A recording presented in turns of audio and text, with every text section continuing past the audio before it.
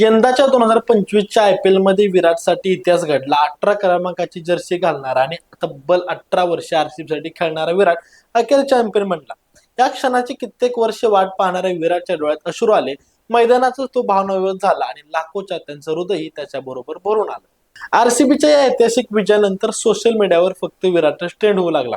इंस्टाग्रामवर त्यांनी संघासाठी एक खास पोस्ट शेअर केली आणि त्याच वेळेस सगळ्यांचं लक्ष गेलं त्याच्या बायोमध्ये लिहिलेल्या एका शब्दाकडे, कार्पेडियम. हा लॅटिन शब्द थेट रोमन कवी होरेस यांच्या लेखणीतून आलेला. इसवी सन पूर्व 23व्या वर्षी त्यांनी लिहिलेल्या कवितेतून कार्पेडियम म्हणजेच आजचा दिवस जगा, क्षणाचा आनंद घ्या, भविष्यासाठी काळजी करत बसू नका असा संदेश दिला गेला.